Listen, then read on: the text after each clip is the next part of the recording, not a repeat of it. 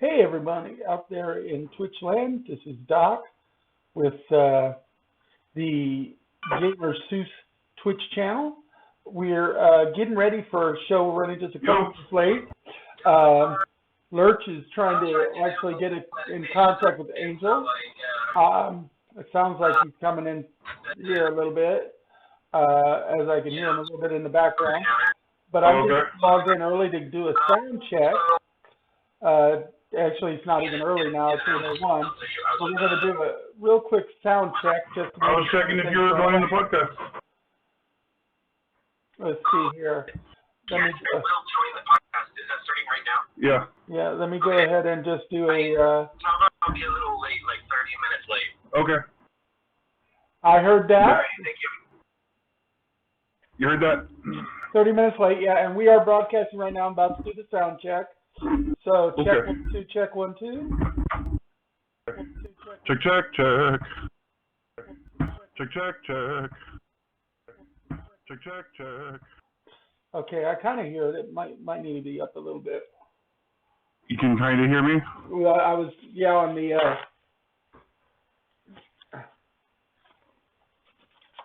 broadcast, but Oh. I feel like I got something stuck in my teeth. Mm-hmm. Anyway, Angel is going to be about 30 minutes late to the broadcast. And so obviously we don't have any actual subjects from Angel this week, but that's okay. It's his first full week with us, kind of. Yeah. He was supposed to be doing some of his own subjects, but that's okay because we kind of got a lot to talk about this week anyway. We have that holdover D&D thing from last week, talking about RPGs and their benefits. That's going to be kind of a more involved one. We've still got some Sandman to talk about. We've got the next episode of She-Hulk to talk about. And we got the first episode of Stargirl to talk about. Wait, there's an episode of Stargirl out? Yeah, Stargirl premiered on the 31st. Oh, shoot. You didn't watch it? I did not catch that. Well, okay, we'll go ahead and push Stargirl to next week. I'm sorry, I would have watched it if I had realized it was You out. forgot that it started the last day of August. I had the time, I just forgot about it. But I am caught up on both House of the Dragon and Rings of Power. Okay, I have not watched The House of the Dragon, but I have watched both episodes of Rings of Power. Watched them today. Oh, okay. Or All right. today or yesterday. It was something like that. So we can talk a little bit about that, although I've not put a banner up for it. But anyway, Okay. we're going to get started. And as usual, let me just tell you kind of who we are. We are Eclectic Endeavors. Well, we came together via Eclectic Endeavors. We're not actually Eclectic Endeavors. We are a separate system. We're a podcast that basically was to keep in touch with our friends and fans through Eclectic Endeavors through the pandemic, and then we just kept going. We like to cover anything and everything having to do with the nerdosphere out there, especially for what involves us in the Ozarks, because there's a big nerd community around here, and we just love to spread the nerd love around. And we think that, you know, anybody can be a nerd, anybody can come in and join it. We do not gatekeep. We like to make sure our stuff is available to everybody, and that's part of the reason we come out here and do this from week to week. We're here every Tuesday from 8 p.m. to 10 p.m. Central Standard Time. You'll always see me here because I kind of host the actual show on through my computer.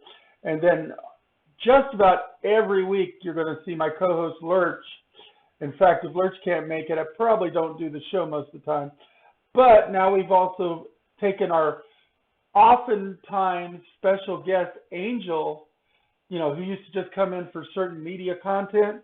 Angel has consented to become a regular host on the show. Now, he also broadcasts while he's working his other jobs, so that means that sometimes some things can come into conflict, and that's why he's going to probably be a little late today. But Angel is a font of information, especially when it comes to things like comic books and kaiju movies. I mean, this this man knows his stuff, and we are so glad to have him. He was always a welcome guest, and having him as a host now on a more permanent basis is just an amazing feat for us to have landed. What we do with Eclectic Endeavors is we put on the convention known as the Gaming Arts Media Entertainment Expo, which you can see right there on the middle panel. Is coming up really fast, the 14th, 15th, and 16th of October. So we're just over a month away. I mean, it's hard to believe. I know. My God, it is coming at us like a freight train now. So if you join Eclectic Endeavors group on Facebook, you can find out when our next meeting is. And the meetings are open to the public. So come in, help, volunteer, see what's going on. Stay abreast of everything. It's only going to cost you $10 to get in for the entire week. But if you sign up to be a henchman, you only have to work a little bit and you can get in for free, plus a few other perks like a t-shirt, entry into the henchman drawing for a gift card. I mean, there's some great things you do, plus you get to be involved with the final hurrah of game, because this is our last one, people. We're not going to be doing game again. We don't know if another convention will eventually come in this rather time slot of the year over at the Expo Center, but we'll be done. And so we want to see everybody out there for this last hurrah. I would like to see record attendance this year personally, although I do know it's kind of hard with COVID still kind of out there. Not everybody's ready to go to these big events yet, but I'd still like to see as many of you as possible because it is our last hurrah. Get your booster shots so you can protect yourself while you're going out. Get your booster shots, wear your mask. I mean, hey, a lot of us come in like furry masks and stuff. Hey, that's even more protection. Lots of masks there, you know. A full fursuit, that's got total facial coverage, man. Man, if there was a furry convention and there ended up being an outbreak at that, you know someone did something wrong. Somebody was like trading costumes or something and just everything. Yeah, but anyway, we're going to get started on the show. As usual, we're going to go ahead and start with Philip's first topic, and then I've got a quick three-parter. Well, I've got three panels, but it's probably got like 4 or 5 parts when it comes to it because it's something we've all been kind of thinking about. And then we'll go back to Philip, and after that, we'll probably get to my, what you call it, the vault? D&D. No, the D&D. Oh, the D&D? Topic from last week that we postponed because it was kind of involved. And then we'll go right into the, Kickstarter and Vault before we hit the media. And that'll be this week. We're not going to have as many topics overall, but that's okay. Now, Lurch's first topic is, of course, one that all our console gamers are usually kind of worried about. The first batch of Xbox Game Pass games for September. Yeah. 5 day one titles, hey? Well, 5 day one titles at that, actually. More than a total of 5 titles, but 5 of them are going to be day one releases. Sorry, excuse me. Root beer. Or not root beer, Dr. Pepper's getting me. All right, so, I just kind of want to start off with the new games. I want to, kind of be brief about it. We go through, the list of the games that are coming out in September for Game Pass. We are getting on September 6th, which is today, day of recording, Disney Dreamlight Valley Founders Edition for Cloud Console PC, Opus Magnum for PC, and Train Sim World 3 console and PC. I saw the Train Sim World 3 on the Xbox console actually last night when I was browsing, and I was like, I might have to give this one a try. Like, I don't usually do sim games, but the Train Sim, I might give it a shot. But then in a week, on September 13th, we're getting Ashes of the Singularity Escalation for PC, and then DC League of Super Pets, The Adventures of Crypto and Ace for Cloud Console and PC. The following day on the 14th, September 14th, You Suck at Parking for Cloud Console PC. And then September 15th, we got Despot's Game for console and PC. And then the one I'm looking forward to the most on this list, Metal Hellsinger, PC, Xbox Series XS. I'm going to pause on that one for a second. Metal Hellsinger kind of looks like a Doom kind of game, but to rhythm. Like you have to like blast these demonic creatures to the rhythm of heavy metal music. I like it. That just sounds freaking awesome to me. I watched some footage. It's hard to like get in like on some. It's hard for like streaming and stuff. I've been hearing because you gotta, since you have to do it to the beat of the music, it's hard to like pay attention to like chats and also like licensed music and things like that might be a problem.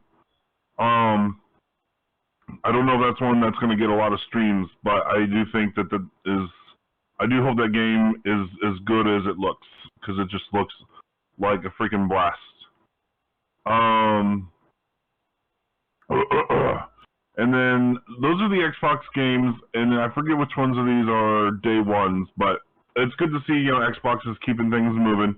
And that's just the first half of September.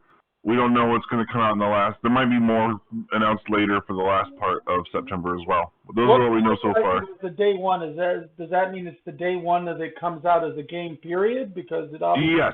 Yeah, okay. Or at least the day when it comes out on Xbox, it is also coming out on Game Pass.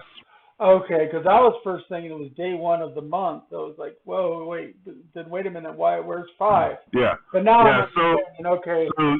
So when Xbox says day one Game Pass, that means the day that game gets released on Xbox, it'll be on Game Pass. Nice.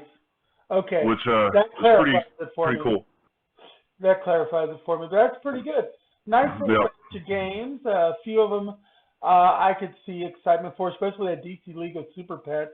I still have not seen that. I'm waiting for it to come on stream because that looks like it's going to be very cute. Which one? DC League of Super Pets. Yeah. The movie. It looks like it's going to be extremely cute with Dwayne "The Rock" Johnson playing Crypto. And Keanu Reeves is supposed to be the voice of Batman in that as well. Yeah. So there's some good voice actors coming in for that. And I've always been a fan of Crypto the Super Dog anyway. He was like my favorite of the Super family. Yeah. I like Crypto. So anyway, that's some good information. Not a huge talk topic, but yeah. that's okay. I mean, I'm trying at the beginning of the month to show what new games are coming to Game Pass and PS Plus each month. So people know what games that, if they haven't been logged into their console and they're paying for their memberships, hey, go take a look at these games. Oh, no, that's something we can feature almost every month, and it can turn into a big topic because some months there's so much going on that we're going to just wax poetic for like forever on them because we've done that before. And then there's other months where, we're going to just kind of go over them and go on, and that's what we're going to do this time around because we're going to skip forward because we know that one D&D topic is going to be kind of involved. And so quickly go through that. Next is my multi-part topic. There's a lot going on with DC right now, and so I've kind of got a few things for DC coming here. Okay. First off, DC Chief search continues as Dan Lin no longer in talks for the top job. He turned it down. He did. He turned it down? Like they offered it to him and he didn't want it? They've been in talks about it, but one of the sticking points for him was his ride back and also the ride back nonprofit, which is production company projects. And I guess they didn't come through with what the support he wanted for that as one of the final things. All I know is that he stepped back from it. Now, for those who don't know who Dan Lin is, he has done a few of the Lego Batman type movies, as well as he was attached to the Justice League Mortal before Snyder got the Justice League movies back in the day. He was originally going to be the one introducing the Justice League with Justice League Mortal, and that fell through. I'm not remembering why. But now Dan Lin was the one they were thinking might be their Kevin Feige. They were like, we're not necessarily going to continue with the Snyderverse, but let's get like this Dan Lin guy, because he's got some ideas too that were really great that we passed on before, but maybe we can go for now. Well, Dan Lin turned it down, so they're back on the search. Hamada is still pretty much on the out, but he hasn't left yet because they haven't found his replacement. But Dan Lin is not that. So that was one of the things I wanted to talk to there. And then that's going to be a big call, a tall order for anybody. So anybody stepping into those shoes, trying to come close to what Feige has done with Marvel, as well as trying to fit some of the shoes of the people that have come into that position previously. Like they originally were anticipating that Snyder was going to be that guy. And Snyder had a heck of a vision. And that goes right into my next part of this one, which is former Warner Brothers executives are throwing shade at Snyderverse fans. Now, there's some depth to this because the former executives are the ones doing it. And that, in other words, it's the execs that are on their way out of Warner Brothers. In actuality, from what I've heard, Zaslav is a huge fan of the Snyderverse. And there's a lot going forward with possibly continuing in the spirit of the Snyderverse. We're not going to get Zack Snyder. He's so busy with other projects now that it would take till 2026 or beyond before he could free up the time to come back to DC, unless he canceled some of his other projects. But we're still continuing with the Snyderverse kind of feel is what it's looking like we're going to do, because Zaslav has openly stated that he is actually a fan of the Snyderverse. It's the ones on their way out, like Hamada and them, that are the ones that try to accuse the Snyder fans of botting to get it more popular, to bring it back. Really? The guys that are being fired, are the ones that were saying that the Snyderverse never should have happened, that the Justice League Snyder Cut never should have happened? Because the current regime actually are in favor of a lot of the Snyderverse, which is why they're doing some of what they're doing. In fact, it's why they're actually doing some other stuff, including sending, they're doing some retooling of the script for the Flash movie. It's still supposed to be on track for June of next year, but they are still doing some reshoots and stuff. The rumor is that they're expanding Affleck's part in the movie because they're wanting to go more and more with the Snyderverse of characters, which means we could find that Gal Gadot ends up with a cameo, or what's his name, played Cyborg, because Ray Fisher? Yeah, because he said he would not do anything with DC as long as Hamada was at the helm. But Hamada's on his way out, so we could get Fisher back for Cyborg too. So in a lot of ways, everything's coming up Snyderverse, which just has me as a Snyderverse fan excited. It may not be Snyder at the helm completely, but if they're still following through with some of what Snyder had planned, and at least keeping forward with those characters, we're going to get Henry Cavill back as Superman, even though I'm not the hugest Henry Cavill fan. He's established now, and he's part of the Snyderverse universe, so I don't want him replaced necessarily. I want Affleck back. I'm not so sure about Ezra because of all the other things going forward because of the negative press. But, you know what? Ezra being back is not necessarily a bad thing. The jury's still out on that one. Yeah, the jury's still out on Ezra, but Ray Fisher, yes, definitely. Ben Affleck, yes, definitely. Henry Cavill, yes. Gal Gadot, yes. Jason Momoa, oh my God, yes. Definitely, these are ones that I want to see going forward in a DC extended universe because they've done so well so far, instead of doing like a reboot and start all over again. You want to hear a cute story I just heard today that Ben Affleck told? What's that?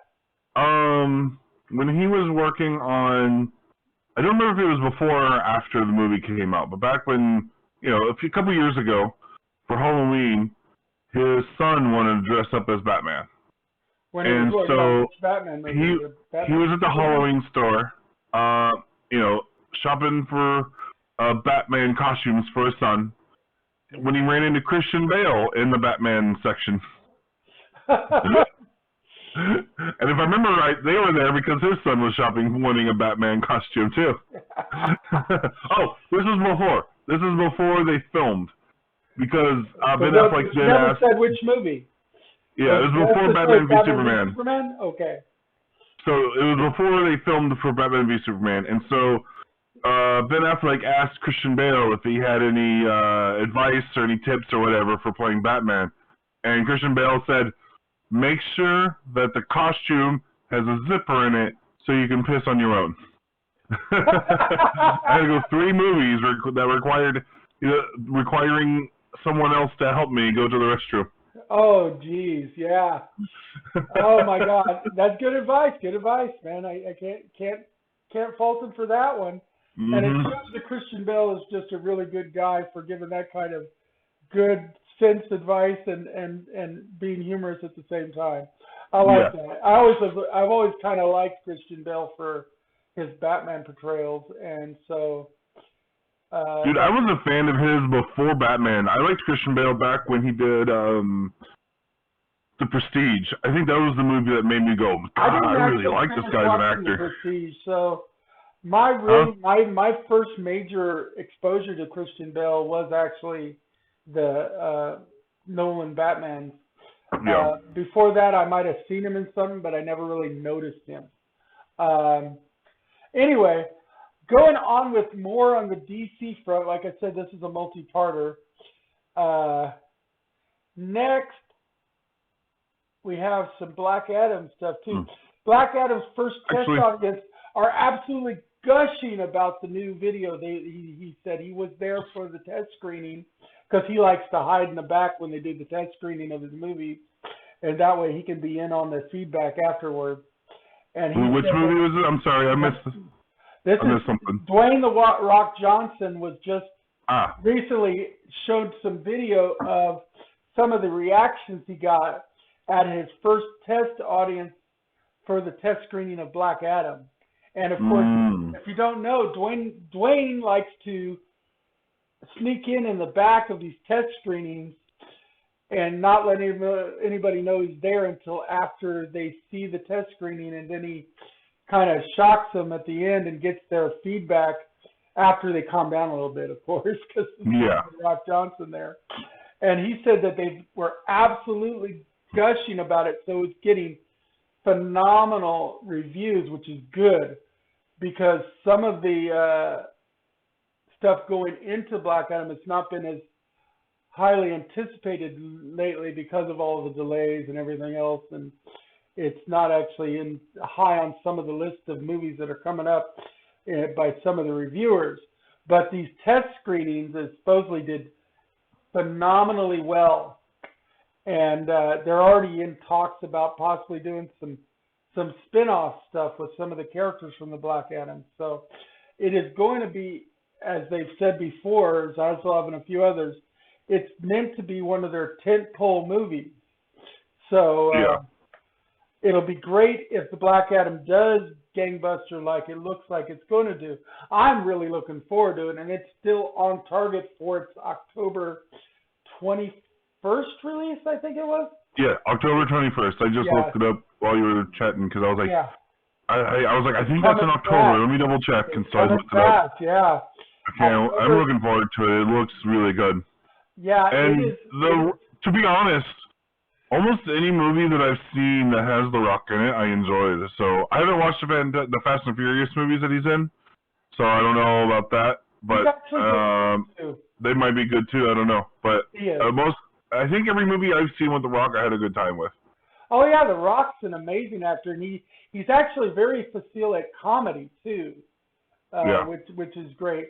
Speaking of comedy, on a side note, I don't know if I remembered if I mentioned this last week or if I found out after last week, but I told you sometime during the week that Eddie Murphy is working on another sequel to Beverly Hills Cop. So the fourth movie, and that's coming out. So keep your eyes peeled for that one, because for those who don't know, it's really the movie that made Eddie Murphy a movie star. He was a comedian, stand-up, did Saturday Night Live, stuff like that. And his first movie outing was really like 48 Hours and Another 48 Hours with Nick Nolte, which were good. But it was Beverly Hills Cop that made him, with the role of Axel Foley, that made him a megastar. And even though the third one in the series had like a 9% Rotten Tomatoes, so it was not one of his best outings by any means, the first two were great. And they made so much in the box office for their time that it's worth pointing out. So those are movies that are coming up. There's a lot going on with DC Studios now. We still are not 100% sure where they're going with their 10-year plan, who they're going to get the helmet, because they're still on the lookout for somebody, especially now that Dan Lin has turned them down. I would love it if Snyder could step into the role, but like I said, his schedule's like full till like 2025, 2026 with the other projects he's on. So it would be really hard for him to take on such a major project and give it the attention that Feige gives to the Marvel Cinematic Universe. And they need somebody that dedicated to do that if they want to compete with Marvel. And so, you know, here's just hoping. I mean, they already pushed back Shazam, Fury of the Gods, although I did get confirmation yesterday in one of my posts that said that they are not doing any reshoots or anything for Shazam. That is not why the postponement was. They were already going to postpone Aquaman, and they're doing some reshoots for that. Possibly they might even be getting rid of Amber Heard. I don't know. I just know that they're doing some kind of reshoots for Aquaman, and so they pushed it, and they felt that the time slot that Aquaman previously had was a better fit for Shazam. But it's already locked in. All they're doing is some final post-production work, some VFX and stuff. So there is no more reshooting. They are locked. There are no more new things being done on the Shazam, so no worries in that regard. Cool. It's great. At most, you might get a new post-credit thing done or something, because that's not always part of the primary shooting. So we don't know. So we don't know if they might do something like that. But then they tell them everything else is in the can. Obviously, that still might be up in the air. We don't know. Let's see. On a slight side note, since we did mention, Marvel versus DC, I will point out one other thing I heard in the trades. That's kind of what this topic is kind of a catch-all of some media updates. I did hear that Oscar Isaac's,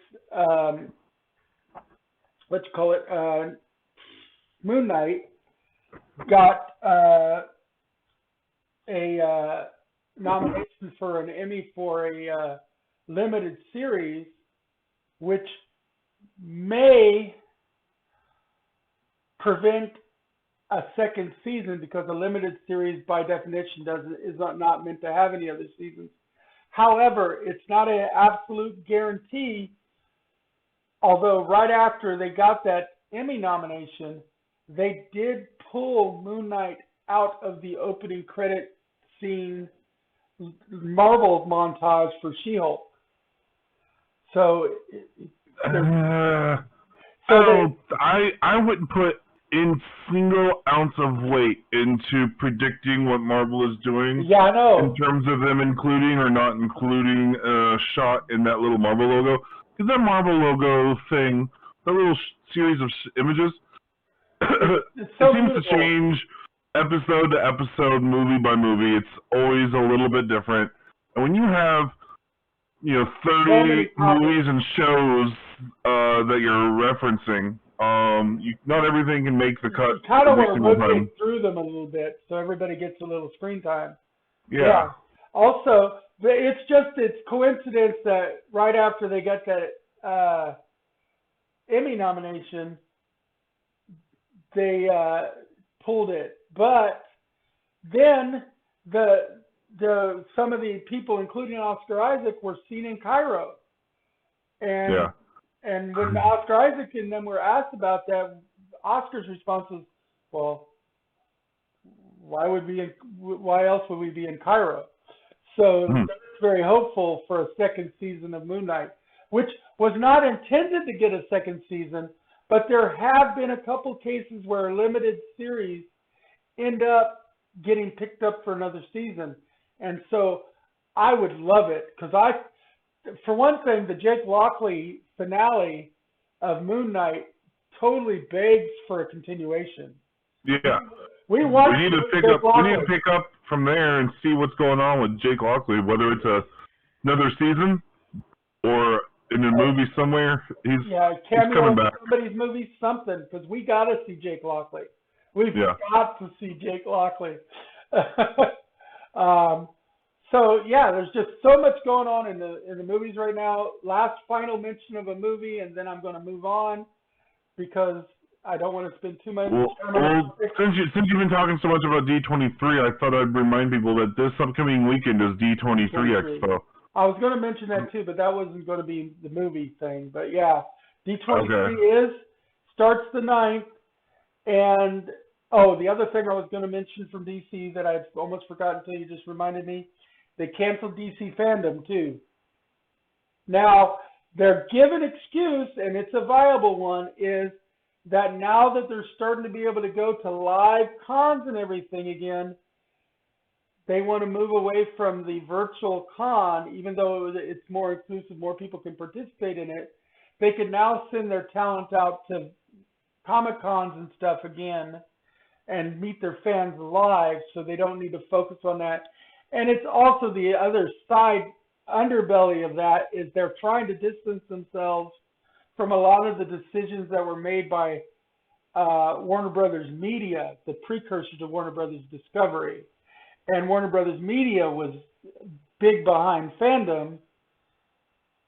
And so they're trying to distance themselves from a lot of focus on streaming, because they want to focus on big feature films and also stuff that comes out on network television programming, not just the streaming services, because sometimes it's harder for them to cash in on the streaming service stuff. And so that's where their new direction is. So that's the fandom thing. But anyway, the movie I was going to mention before I got sidetracked by something I had intended to talk about anyway, so not really sidetracked as much as reminded, is we are in September now, and near the end of September, I believe it's September 30th, Hocus Pocus 2 comes out on Disney+. The long awaited sequel to the endearing Halloween holiday classic with Bette Midler, Hocus Pocus Part 2, is coming out at the end of this month on Disney+. What date's that coming out on? The 30th. 30th? Nice. I'm looking forward to seeing that. It's a big one because a lot of us love that endearing classic movie, and for people in your age group, it was like a growing up thing. It was one of your childhood kind of movies, right? Focus. Yeah, you were younger when that came out. Yeah, I was a kid, and that was an awesome movie as a kid. It is. It's great. It's still an awesome movie now. I say that like it's not still awesome. I watched it last year during the Halloween season last year. It holds up. It's so freaking great. I watch it every Halloween season. At least ever since I've had the ability to just watch stuff and not have to go out and rent the cassette or whatever, I watch it every holiday season. I don't happen to own it, but I watch it because I find it on some streaming service or something and I watch it because it's just a great movie. And I'm a huge Bette Midler fan anyway. You know, she's got an amazing singing voice. If you ever want to hear one of the most phenomenal voice performances, get her singing The Rose because she is amazing. But and she's also a great stand-up comedian. Watch her Mondo Biondo special and you'll love it.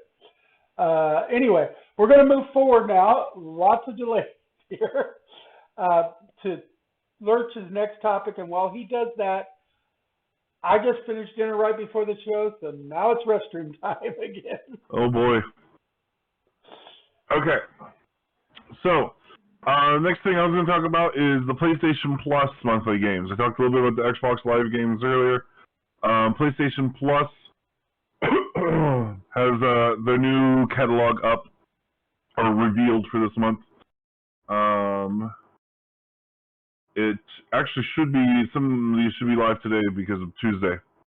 So I'm going to go ahead and hit this list here. We've got Need for Speed Heat for PlayStation 4, which will be available to download as part of the PS Plus Essential. I guess I should specify what level of PlayStation Plus because they got different levels. So for PS Plus Essential, we got Need for Speed Heat. We've got Grand Blue Fantasy Versus, also for PlayStation 4. Which that one, like Need for Speed Heat, kind of speaks for itself. It's a racing game. It looks like it says Palm City, so like a fictional Miami. It's Miami Heat. Grand Blue Fantasy Versus is described as a fighting game, fighting game studio. Arc System Works brings the Grand Blue Fantasy universe to PlayStation. This is from the PlayStation blog. And a head-to-head fighter. Has a colorful cast. So it's like an anime shooter game. Or shooter, wow. Fighter. Anime fighter. It has an RPG mode with a new story. I'm not quite sure how this game plays out. But it does. I'm going to at least like take a look at it, check out some trailers, and I mean, I'm adding it to my library either way. But I might have to give this a try to see what kind of game it is. Because this is like a versus head-to-head. But it also somehow has an RPG mode. I'm not sure how that's going to like play out. Could be an interesting combo. Action RPG combat. With versus, you'd think it'd be head-to-head. But you can team up with a friend as well to fight waves of enemies. So, and then we got Toem, which is described as a photo adventure. PlayStation blog describes, set off on a delightful expedition and use your photographic eye to uncover mysteries in this hand-drawn adventure game. Chat with quirky characters, solve their problems by snapping neat photos, and make your way through a relaxing landscape. Doc, I think you may not have muted your mic. Yeah.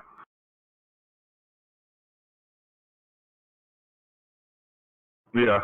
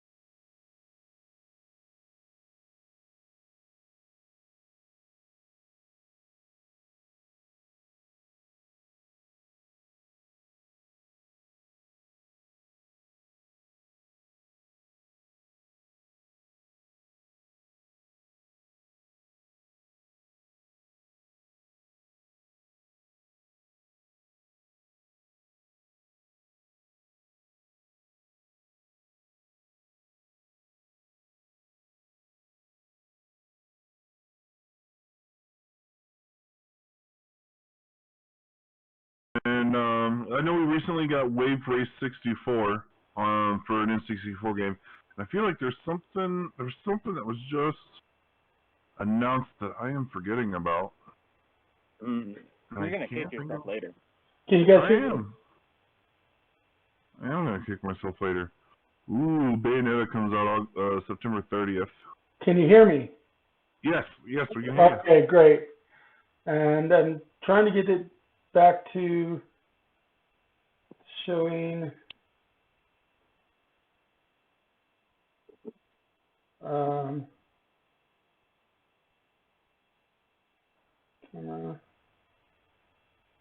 See. Guess I'll go ahead. While you're still finishing up, I'll do my last topic, which was going to be a separate tab. I'll go ahead and add it here. Cyberpunk 2077 is getting its first expansion in 2023, with Keanu Reeves returning to reprise his role as Johnny Silverhands. Yeah, that's awesome. Yeah. So I don't know how much extra content it'll have, but it's going to be only available on modern hardware, so it won't be playable on PS4 or Xbox One. It'll be PS5, Xbox Series S, X, and PC. It's called Phantom Liberty. And it's going to have, I don't know how much extra content it's going to be, but they said it's going to explore a new location of Night City. Wow. Was that the Cyberpunk topic? That sounds attractive. like I love that. That's the Cyberpunk 2077 one? Is that what you're talking about? Yeah. Yeah. I've got that on the screen now. So they said it's a broad 2023 release date, so anytime next year. Nice. They put out a minute long teaser featuring voiceovers from V and Keanu Reeves. Nice. I'm glad that they're able. I'm glad that they feel confident enough in their IP to start doing that. Because like the big worry was because of how Cyberpunk started, we might not get any DLC, and that really was obvious from the fact that it takes so long to even get one. Yeah. But I am excited.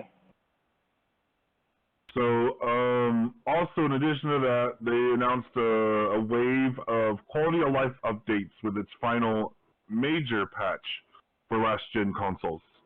That's supposed to introduce a smattering of new content while fixing some stuff. It says you'll be able to equip gear, a jacket and a shotgun inspired by Cyberpunk Edge Runners. The Netflix anime set in the same world is due out on the streamer next week, and there's also an in-game arcade cabinet that'll allow you to play a game called Road Race. And this article says, "I wonder what Siri would think of that." Right. I wonder if the character model of that looks like the horse from Witcher 3. Looks like yeah. That's funny. Hello, Doc. So, Hello. Good to see you. Just try. and that's all of my new topics for today. Yeah, I'm just trying to adjust the cam set for Angel, although Angel is not actually broadcasting cam, but that's okay. Now that he's broadcasting, I don't have to change it. I can't hear you. Is that you or is it me? I can't hear him either. Yeah, Angel, you're muted. Okay, well, I'm currently home. I am currently trying to set up my tripod, the phone. So otherwise, I just have to hold my phone up like this. You guys can see me. I was supposed to do something else for work, which is what I anticipated on today. So I'd been able to do things like normal, but they had me. They had a last minute change. Yeah. So I'm actually home and not prepared. So That's okay. However, I will be prepared here shortly. That's okay. We'll still be able to chat. Doc, I sent you some shenanigans. Some topics. Let's see if we can fit them in there. Let's see. I'm trying to. Once you broadcast again, I'll see Alrighty. how you fit. That's why it wasn't putting the right picture in the windows, because you weren't broadcasting yet. But you did send me some stuff. Did you send it via Facebook? Or how'd you send it? Oh, I sent it to you on Discord. Do you need me to send it to you on Facebook? I can grab it off Discord. I just have to switch to that. Let's see. That should be good. That's gonna work as a good setting for the show, huh? Yeah. So he's broadcasting from the room that we play D&D in. Mm-hmm. Nice. And we got Phalanges the wizard over there, our little gnome wizard, getting into trouble like always.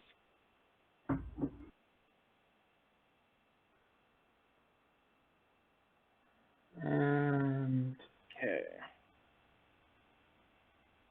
okay, let's see here. All right, let me go in. I grabbed a couple of the pictures anyway. Don't know if we'll get to everything today.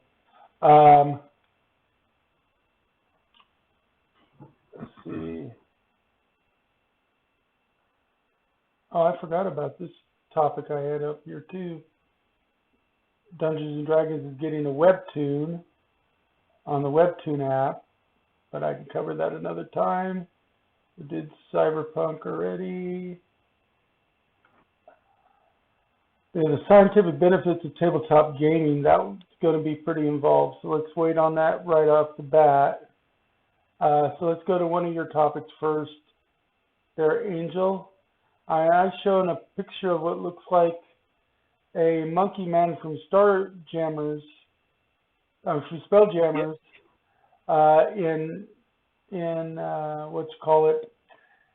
Star Frontiers, he would be called a Yazarian, but he's a different race in Spelljammers, and I don't remember the name of it. So this race is so there's currently a controversy Wizards of the Coast is having to do, where they have a very small monkey-like race. They're although they're more akin to flying squirrels, they very much are monkey-like because they have like hands for feet, and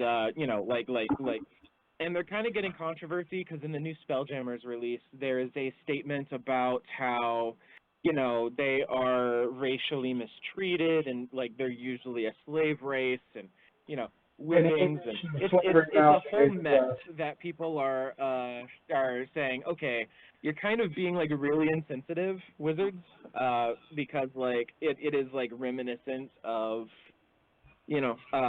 black people effectively, people calling black people monkeys, that is a thing. So they're currently receiving that backlash. And backlash.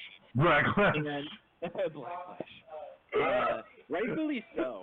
That was very tone deaf. Like that must have gone through so many iterations, and editors must have seen it, and not one of them. I mean, that either does one of two things: either Wizards of the Coast is actually racist, or none of them are so not racist they didn't even think about it as a possibility.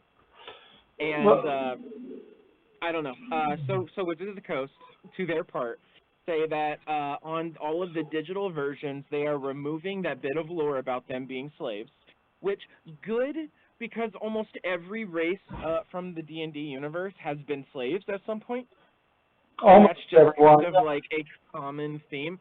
Like, the Githyanki and the Githzerai were slaves, the Kinkus, the Hadozis were slaves, the Dragonborns were slaves, the Elves were slaves, the Kinkus, humans were slaves, the Dwarves were slaves, just so many... Like Kinkus, the Nazi, deep gnomes, I mean, everything, yeah. Slavery is a big thematical component of alternate fantasy history because it's and it's because it's seen as a great negative aspect of primitive culture that it's showcased in a lot of fantasy to show how primitive the times are supposed to be, that they still exercise such things as slavery. And so in one way, it's expected. Almost every race has some kind of history of slavery in their background. But for Wizards of the Coast to point it out that distinctly, given some of the other parts to it, could very well be seen as insensitive. It does feel like Wizards of the Coast has this. It's a fallback. Is like, how can we make a race loved? Let's turn them into a slave race. It's like how can we create a deep background of sorrow for these creatures that we understand where they are now? And using a creature for slavery is a great method of making you feel sorry for them and like excusing their actions. But at the same time, you can't do that for everybody. You have to have some other play at all. They're playing the slave sympathy card too much. And that's sometimes races are just kind of like dicks, and that's okay. Well, and the actual origin of this race from Starjammers or Spelljammers is from the other DC property, the other not DC property, TSR property, Star Frontiers, because one of the alien races in that was a gliding monkey race called the Yuzarians, which is why I still think of them as Yuzarians, even though they've got another name in D&D. And Star Frontiers is one of my favorite spacefaring role-playing games. I wish it would come back. But the Yuzarians were also gliding monkey people, although they had not been enslaved as a people necessarily separate from anybody else.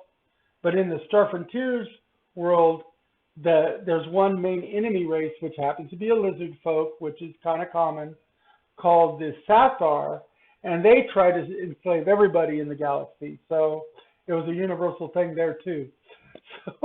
I don't know, and just a little bit, I actually got a question from one of the people living here in this house. What is this? Why is it called a spell jammer? I don't know if people know this, but a spell jammer, and you might know this if you play boating games, which I did, but a spell jammer is supposed to be a play on the boat Windjammer from the 19th century, which was a large commercial boat.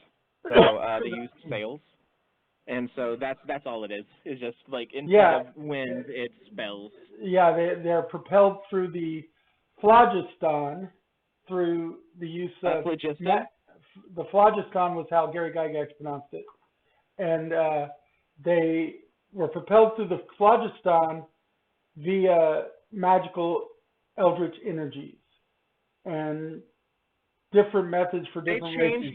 They changed that a little bit for the current Spelljammers.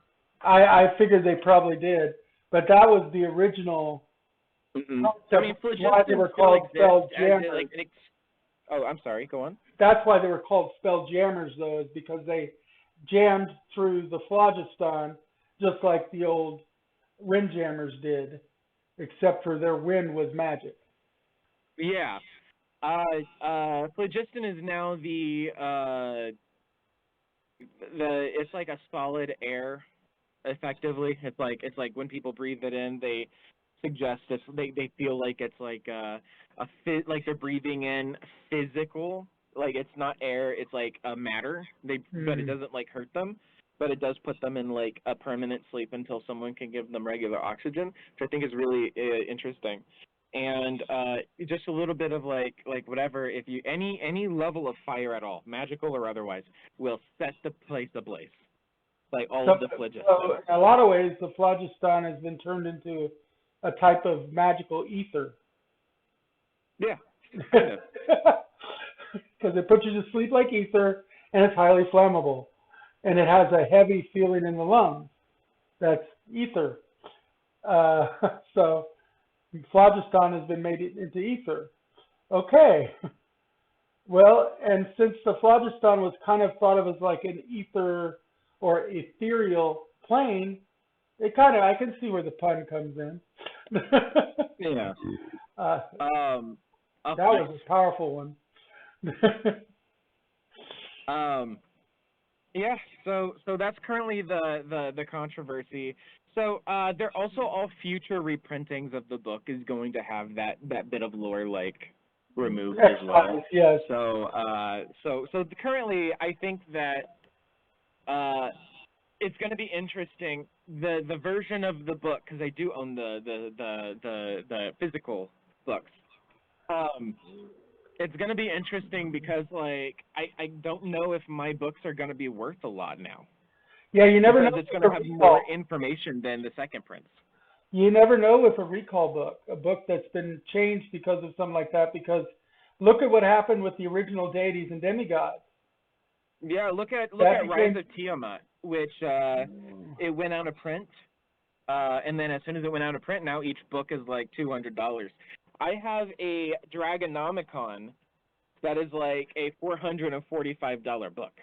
The most valuable D&D hardcover that ever came out was the original deities and demigods, because they got sued by the Cthulhu properties because they had already licensed the ICE at the time, and they got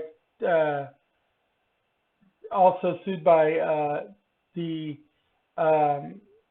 the Melnibonian people for the Elric Saga books, because they had also been sub-licensed to a different RPG at the time. And because you got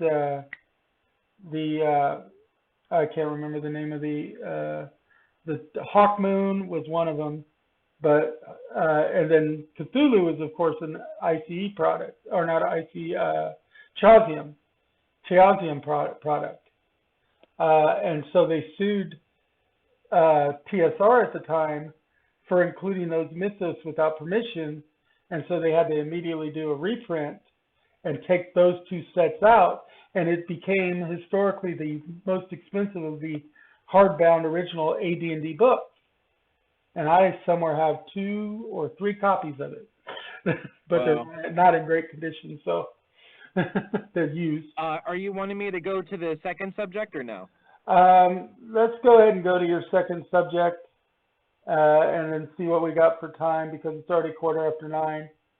We might delay that D&D thing again. I will want to hit on the Kickstarter and the Vault, but we can do those right before media. So this one here. Okay, I think this is... Okay, this has to do with the actual monkeys too, I think. So. Yeah, I sent you 2 pictures. I didn't know how many pictures you wanted, so I sent you like several pictures for each topic. Okay, let me bring up the other picture real quick. So I need to swap to that page. Yeah. And so we all know that Dragonlance is coming out in I'm going to use this like really soon. So I'm blanking on it now. When Dragonlance is. Yeah, it's the next announced release, big release for Dungeons and Dragons. Although they are currently in the works of a rework called the One D&D, which is going to be a continuation kind of 5th edition, not exactly a 6th edition, but they're saying they're going away from editions. I definitely have some opinions on it, but so Dragonlance is coming out December 6th, and that's for the physical release. It comes out 2 weeks earlier for the digital release because of the Wizards of the Coast buyout of D&D Beyond. Yep. Not only that, but they also announced 6 new books coming out through the winter all the way through 2023. And so in the winter, we're getting a Keys from the Golden Vault for winter 2023, which is a D&D anthology book It's kind of like it's a whole bunch of spies. Like you're going to be doing a lot of breaking into vaults, a lot of breaking into different areas. So it's going to be like a very rogue, bard, ranger heavy games, I think. Yeah. It's just a whole bunch of smaller stories, which if it's like Journey Through the Radiant Citadel, it's going to be a whole bunch of small stories that you can kind of take and like make a larger story of. Or like Tales of the Yawning Portal, or any of the compilation ones. Yeah. Yeah, the Candlekeep. Yep. Mystery or Candlekeep Mysteries. Yep. And then in spring 2023, we have Gloria the Giants. So this is supposed to be kind of like a book that is like supposed to mirror Fizban's Treasury of Dragons, except instead of focusing on dragons, it focuses on giants. Thank goodness, because I've been wanting to incorporate giants into my game. And like, we almost know nothing about it except for the Storm King's thunder. Right. I just find giants, like their lore particularly. I almost find giants more interesting than dragons in Dungeons and Dragons, which probably shouldn't be, but it's just so interesting. Well, there's so many different entries in the Giant Kin, and Against the Giants was a classic module series from first edition D&D that was one of the most popular sets. It was part of the whole set that involved the Vault of the Drow set, the Against the Giants set, all of them linked up. There was like four of the different trilogy sets that all linked up together, and Against the Giants was one of the four trilogies that went into that set, and then Descent into the Depths of the Earth and Against the Drow was all a set, and it was just a major mega campaign before they had mega campaigns. It was just several modules that interlinked into one mega campaign, because this was before the era of those. Undermountain was probably the first major mega campaign that ever came out, and that was a box set. Before that, everything was pretty much modules that had keys to linking some of them together. And Against the Giants is, like I said, one of the more popular ones. Oh, we lost your cam again. Sorry, can you hear me? Yes, we just lost your cam. Yeah, so I have a really terrible computer down here. So I'm going to get this set up so it's going to be easier next time in case I have it. But you also trying to get it set up. You also might want to come in a little bit before 8 o'clock so we get you set up a little bit better. I wanted to do that. I wasn't able to do that this time because I was really busy working in and out of my vehicle. Yeah, that's fine. So I wasn't able to make it. And this is a one-off event. I normally don't do this, so it's not going to be very often. That's fine. So Gloria the Giants comes out in spring 2023. In summer 2023, we have Fendelver campaign. So an expansion on it's supposed to because in I believe D&D second edition, or it might be first edition, there's like a Lost Mine Fendelver story. Well, the Lost Mine of Fendelver was the original from the starter set of 5th edition. Is that the Lost Mine of Fendelver, or is wasn't that something else? No, Lost Mines of Fendelver was the demo adventure that came in the starter set for 5th edition D&D. Because Fendelver is not even mentioned pre-5th edition. Really? Interesting. Yep. Yeah. So whenever I played D&D, just to get clarity, I'm learning a lot about D&D. I played D&D originally at 3.5, which is the version that I played at, and I played fairly, pretty good. And then I hadn't played at all until 5th edition, so it's like I'm going back. And it's hard because they've had so much to go through in their history. I've played since the very first edition of D&D ever came out, the little white pamphlets. So I'm the opposite end of the spectrum from you. I've played them all. I cut my teeth on it as my 7th birthday. I got my first D&D book. So it sounds like it's going to be an entire campaign now, as opposed to just a starter story. They're expanding on the starter story. It sounds like, which has been except it's going to be a cosmic horror game. Very Cthulhu-like. If it's going to be cosmic horror, they're probably going to be doing like the Outer Realms aspect of it, like where the Illithids came from, or something like that. A lot of the great elders, like where where the beholders come from, all of those kind of like the aberrations. Yeah, all of the aberrations. So if it's going to be a cosmic horror, it's hard for me to imagine that it's not going to be that, especially since they're supposed to be relatively close to the Sword Coast, a large gate that was defunct, that was supposed to lead to, like, that was supposed to be an invasion of the Outer Realms. So I'm kind of hoping that's where this goes. You never know I until would you very do. much want to run that campaign, like very much so.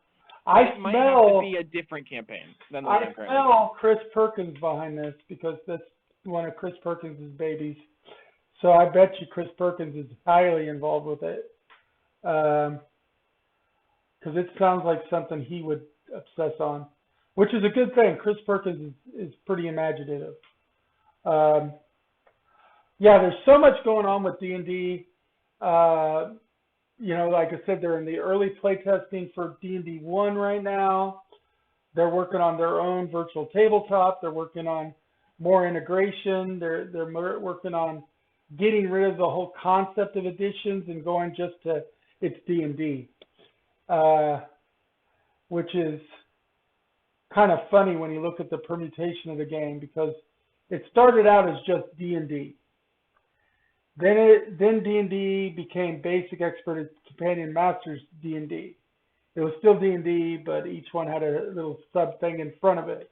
Then they decided that was D&D, and we were going to come out with Advanced D&D. And so we had AD&D, and we did AD&D first and second edition. Then we got to third edition, and we dropped the word Advanced, and we went back to just being D&D again. But we started putting edition numbers on it. So then we had D&D 3, 3.5, 4, 5, 5.5, and now we're getting rid of the edition numbers and going back to just D&D again. But we're going to call it the 1 D&D. So D&D second edition was not called second edition, it was called Advanced Dungeons and Dragons? It was called Advanced Dungeons and Dragons second edition. Dungeons and Dragons came out in 2 different editions. It had Basic Edition and Advanced Edition. Yeah, it started out with just Dungeons and Dragons, which were white pamphlets that came out in 1974. The actual first pamphlet was sold the last day of January 1974, but didn't actually get delivered till the beginning of February of 1974. That tells you when the game started. It was just called Dungeons and Dragons at that point. Then they came out with the box set that went from level 1 to 3 was Basic Dungeons and Dragons.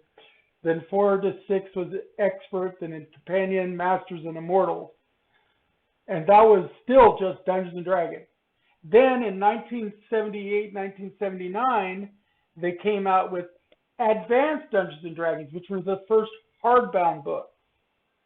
And that was the more expanded one, where race and class were finally separated, and you played a race and a class instead of your race also being your class.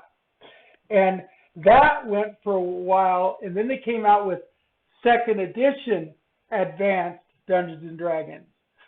So second edition in a lot of ways was like the 4th edition to come out.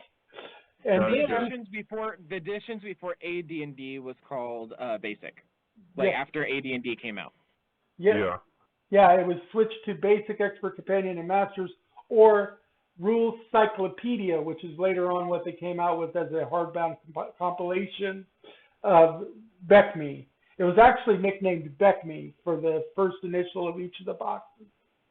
Basic, Expert, Companion, Masters, Immortal.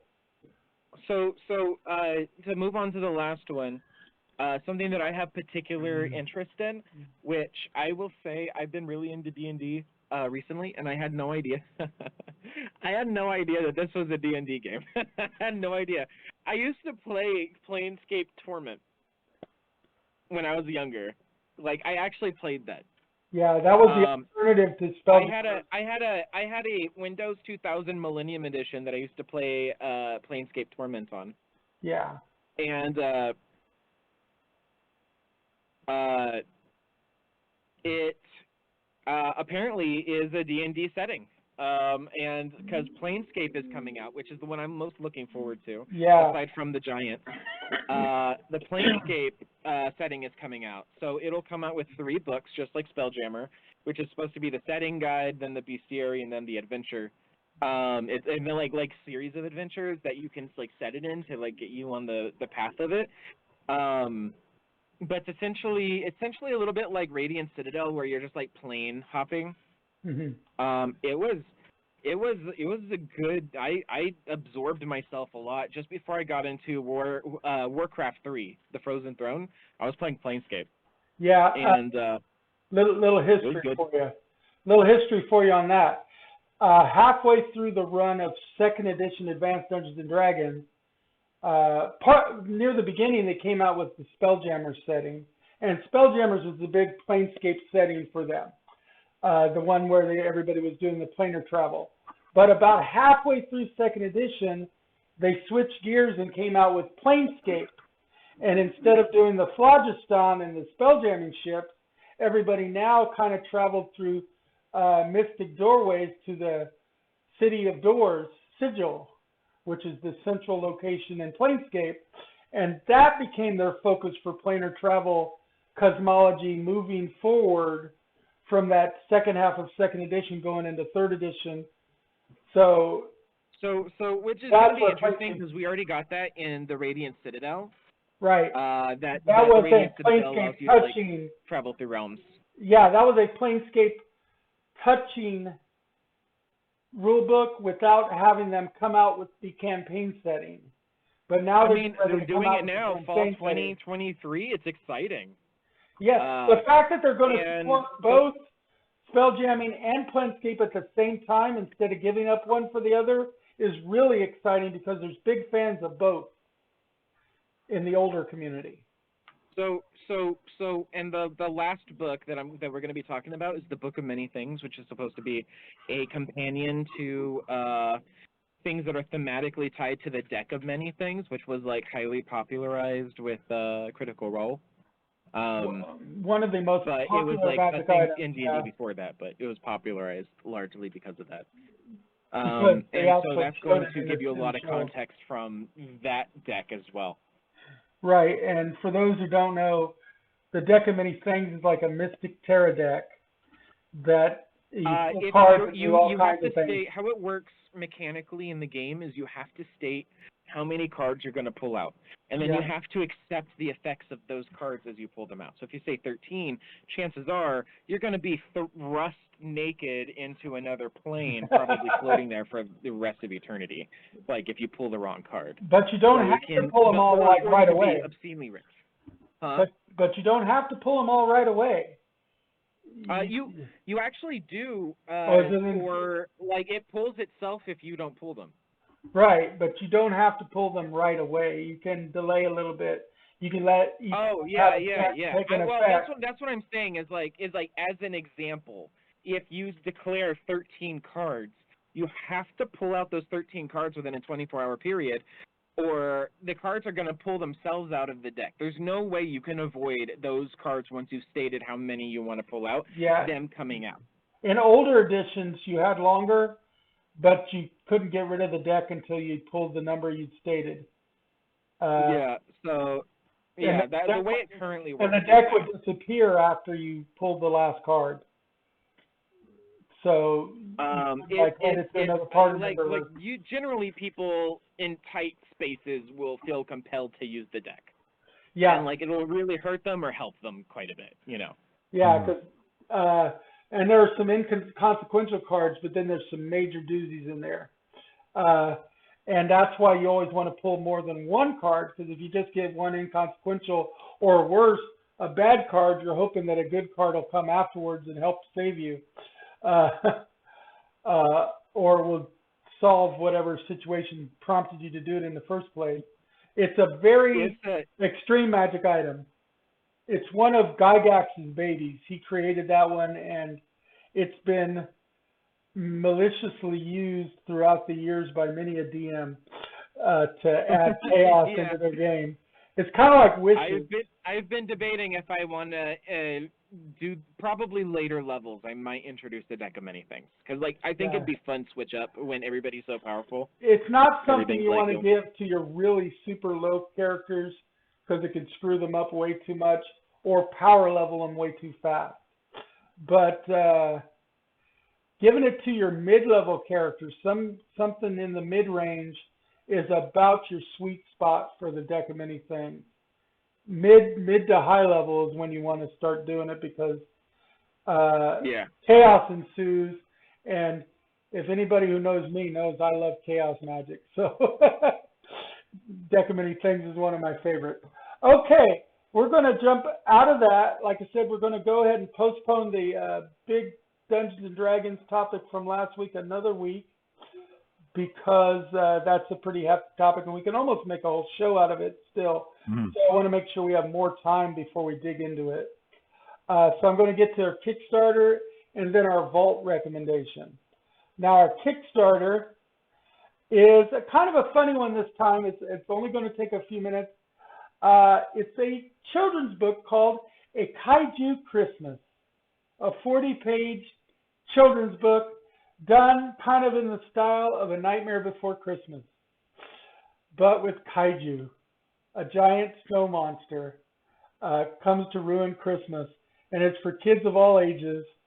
It's a nice little Kickstarter. It's got 29 days left to go, so it's one of them. I've given you plenty of time to back it if you want. For $15, you can get the PDF with no restriction on sharing it, because Christmas is about sharing. So you are allowed to share the PDF. Or for $25, you can get the hardbound. So that's different from most books, the fact that you're actually given permission, because it has an ebook with no DRM. So that's cool. It's called A Kaiju Christmas. It's a Christmas book for all ages based on A Nightmare Before Christmas, but instead of Santa flying down to drop off presents, a giant monster snowman appears through an extra-dimensional portal to ruin the holidays, and it's up to a group of brave kids to save Christmas and the world. And there's some nice pictures here of the giant thing. It's a book. It looks freaking great. Yeah, it's got some great images, and there's some different bundles that you can get. You know, it's very. Not gonna lie, if I had a kid, I'd be getting this thing. We might get on this, man. This would be great. I am currently trying to pull you up because you are sounding super low to me. I'm gonna have to, because I can't hear anything you're saying. Yeah. Doc is sounding really quiet to you. How am I sounding to you, Philip? I just raised the sound up. Okay, but yeah, I thought it looked adorable, and I wanted a quick topic that was just different from what I have been doing. I try to do different kinds of Kickstarters. They're not always games. They're not always hardware. I want to do something different all the time. I've done miniatures. Yeah. I've done games.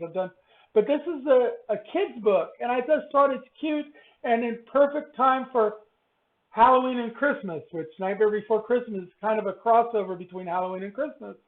So A Kaiju Christmas is a perfect celebration of both, in my opinion. Yeah. So did you say that it would be delivered by November? I did not say, but I can look here, and it says estimated delivery is December 2022. Okay. Bad. I would hope that it'd be in time for the Christmas season. Oh, yeah, you'd love to have it so that on Christmas morning you could read it to the little ones. I could totally see that image. I could be like dressed up as Father Christmas, get the kid on your lap with the book, and just go through the Kaiju Christmas. it's such a warm moment with I chocolate. would hot love chocolate. that. I definitely think that'd be something good for my daughter, honestly, because we love a good kaiju.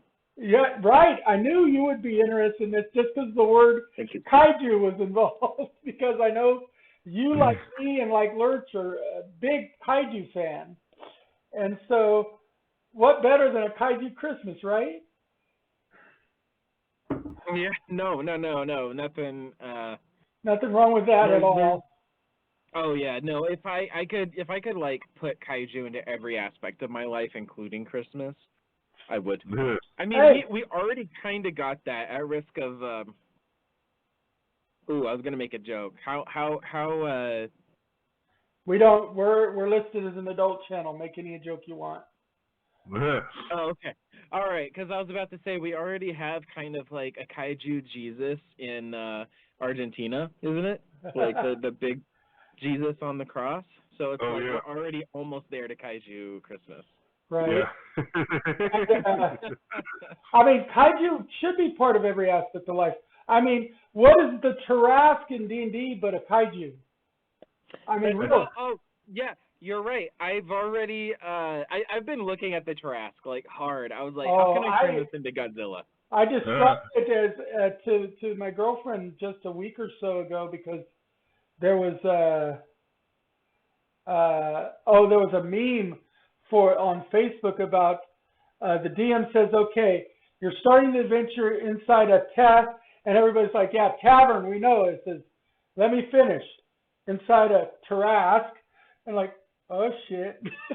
Because that's the god monster of D&D. I mean, the 5th edition iteration is tough, but you should have seen the 1st edition iteration. The 1st edition iteration had regeneration that healed 75 hit points a turn. Yikes. It had almost complete magic resistance. The Tarrasque has never been killed. The same Tarrasque there's only one Tarrasque, and it's been the same one since D&D 1.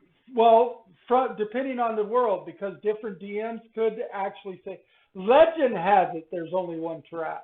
Is how the Lord. You're right. I just meant like as D&D is written by them. The interesting thing is Tarrasque has never been killed, so like it can be. But like it can be like stopped temporarily, like you could scoop out its brains, Like the only 13th level spell that was ever cast was using a Tarrasque's pituitary gland. So like you can dig into a Tarrasque, but you gotta book it or it'll heal around you. Right. And the Tarrasque sounds like a good use of chill touch. It does. That's a great use.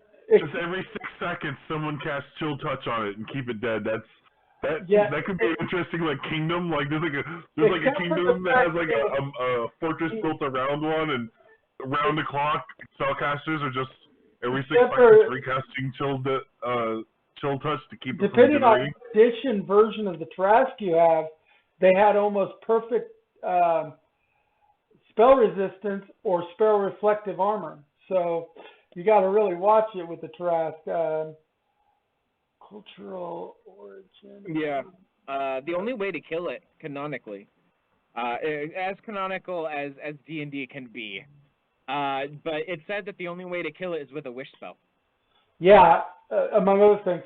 The Tarrasque is actually based, I just looked it up to be double sure, is a legendary creature from Provence, France. And the town Tarascon was named after it. The Tarrasque was said to have come from Galatia, which is the home of the legendary Onacus, a scaly bison-like beast which burns everything it touches. And it originally was a dragon hybrid lion, scorpion, turtle. So very much in relation to like a chimera or a manticore type creature. But it dwarfs dinosaurs and dragons. It is huge. It is I like how easily the subject of kaijus can go into D&D. Yeah, well, Like, Trask was so their seamlessly kaiju. that transition just happened. Well, Trask was Yeah. their homage to the kaiju, because some people Yeah. wanted that kind of thing in D&D. So they brought the Trask. I thought Gary Gygax was brilliant for doing that, personally, because he was a fan of kaiju movies. So, Yeah. yeah. So, yeah, anyway, yeah. Kaiju should touch everything. I agree. And so that's why I brought you the Kaiju Christmas. Moving on, we have the Vault. Now, I mentioned last week that we're about ready to go into the next season of Cobra Kai, and so I wanted to probably do a Vault of the Karate Kid. Well, guess what? Karate Kid is not free streaming anywhere right now except Spectrum, which I don't have. So I couldn't do the Karate Kid or Karate Kid 2. However, the next Karate Kid, the one with Hilary Swank, which is rumored to be in the 5th season, but so far I have not found her mentioned in any IMDb listing or anything, is on Netflix. So you can watch the next Karate Kid, which is when Miyagi goes to Chicago without Daniel-san and helps this granddaughter of a friend of his, an old military friend. He knew her grandmother and taught martial arts to her grandfather, and they in turn taught to their son, who taught her to some of it to Hilary Swank's character, and he goes on to continue the teaching because she's a troubled teen because her father died. And so Hilary Swank is the only other student we really know of Miyagi's other than Daniel-san, and there's rumors that she might make it into a season of Cobra Kai, even if it's not season 5 of Cobra Kai.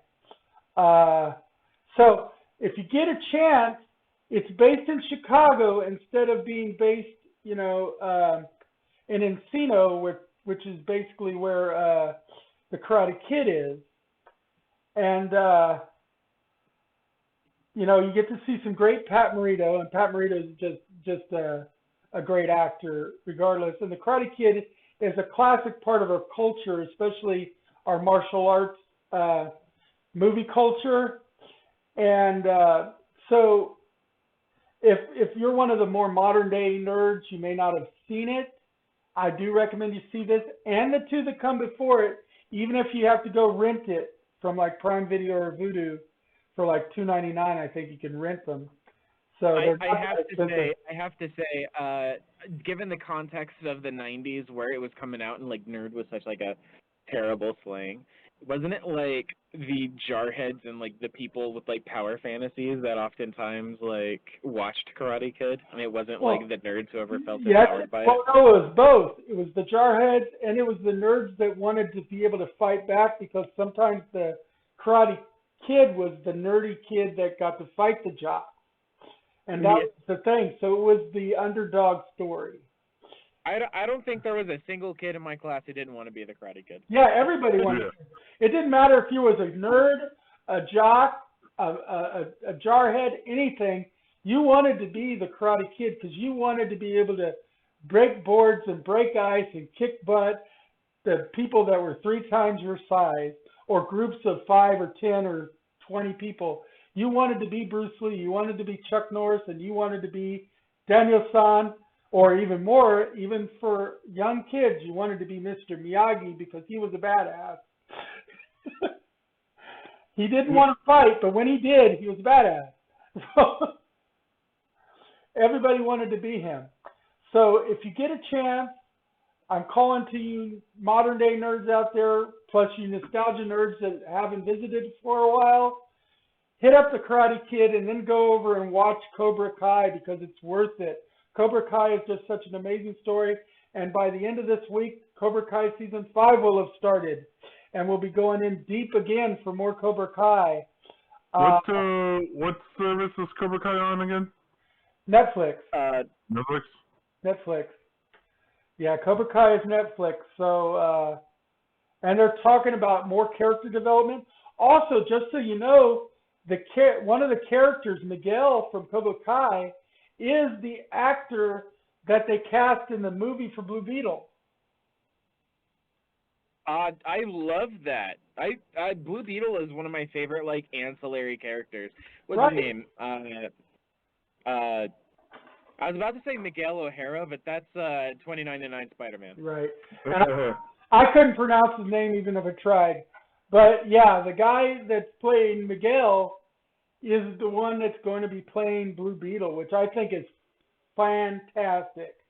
Because I like him as Miguel in the Cobra Kai series. Yeah. Yeah. Speaking of which, what was the other thing I was going to say about that the Cobra Kai reminded me of? I spaced it.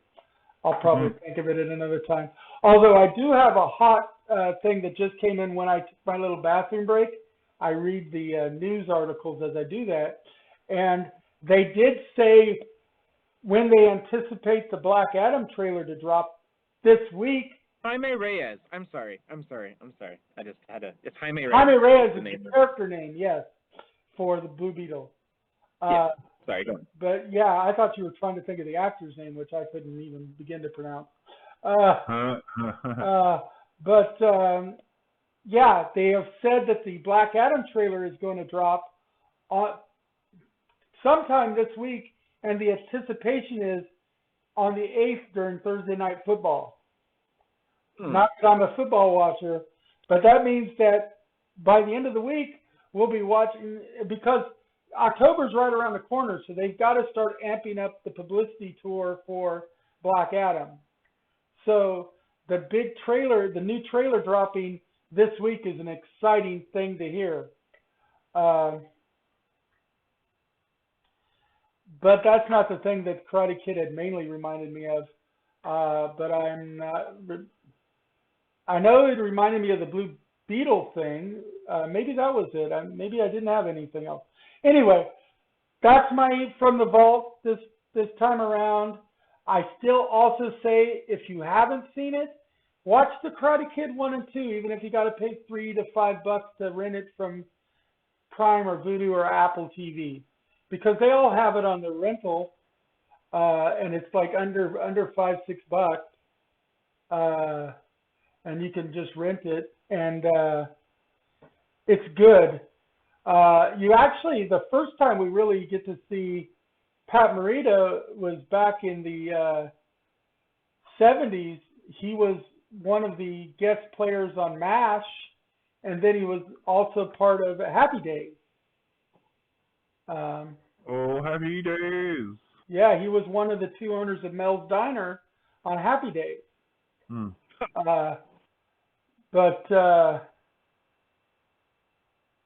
Anyway, Pat Morita is just a great actor, so it's really worth it. But we're going to move on into media-related stuff. We do have just a little bit more to talk about for Sandman. Seems like we never run out of stuff to talk about for Sandman because it was so impactful. They still have not renewed it for a second season. We still they did. They already, didn't they? I thought they did. No. They're still, even though it was on the top of the charts for quite a while on Netflix. I remember, yeah, they were asking everyone to watch it all the way through, right? Yeah, because it's still not been renewed. It was the #1 rated for a long time, but now it's been replaced by Echoes. Echoes is now the #1. So Netflix has this habit of is currently getting into the habit of canceling its most expensive shows, even if they do well. Just because doing well doesn't mean they're going to be able to recoup their money. And Netflix has been, you have to imagine that Sandman was being done and produced and all of the special effects. And the deal for Sandman was done before Netflix decided to cancel a whole bunch of shows. Right. Yeah. So it's a good chance, unfortunately, that it may get canceled. Not canceled, but not renewed, which is slightly different, because it is one of the most expensive shows they've put on. On the other hand, they've kept supporting Stranger Things, which is highly expensive. Can I say that Sandman is the best DC television TV series I've ever seen? You would say that? I don't think that there's I don't think there's a single DC television series, like live action, that has ever been produced that I've liked as much as Sandman. I will say that according to the ratings, it's tied for second of all the Neil Gaiman adaptations. It's tied with Good Omens. Yeah. And What's the number one is actually Lucifer. Because of its popularity, not necessarily its accuracy. First two seasons, I can say that Lucifer had more of an appeal because it had access to a greater audience that could watch it for free. And like so more people were exposed to it, and the actor is very charismatic, so I could see that. But I don't think Lucifer is on as a legitimately good show is on par with Sandman. I loved it, and it was, of course, the fans that got them to renew it on Netflix, and I actually love the series, even though it's not real true to the source material, because like you said, I like the Lucifer series. is really Desire. I think it's great. I've watched every episode, but like I don't think it... Yeah. I don't think it's better than the first season of The Flash, personally. Oh, well, I love The Flash, but... I'm trying to think of all the different DC live-action shows, and I'm trying to think of one that might be better than Sandman, but I can't think of anything. Like, there's the whole Arrowverse. It's better than anything from the Arrowverse. It's better than the Doom Patrol. Some seasons of The Flash I would put on par. There's a DC movie that I like more than Sandman. There's a couple of seasons of The Flash that I would put on par with the first season of Sandman. But overall, for its inaugural season, the Sandman rocks. But then again, so does Good Omens. So, but that's not DC. Good Omens isn't not a DC. It's Neil Gaiman, but not DC. And that's so that's not really in the equation. Sandman and Lucifer are both DC. Although I like Sandman more than Good Omens, as much as I like Good Omens. Yeah, I like Sandman more than Good Omens too. I like them both pretty equally. I would say, like I said, there are a couple of seasons of The Flash that I would put on par with the Sandman. But the Sandman is season one is phenomenal. Sandman season one, what they've put out. I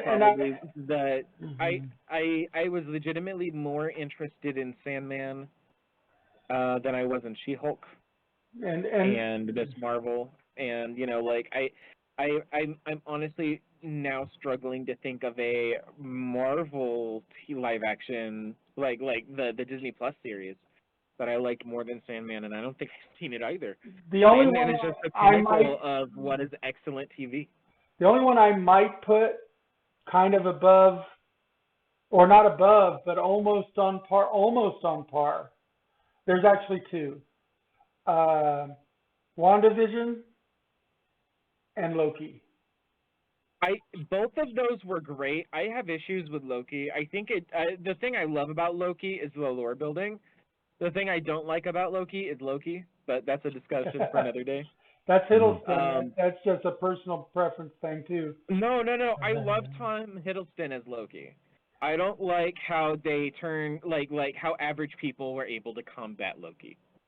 Like he was a regular person. Like he had no god powers at all. They dampened a lot of it. An average person walking up to Loki shouldn't be able to throw him out of a train. No, because he's still part Jotun. I mean, he should not.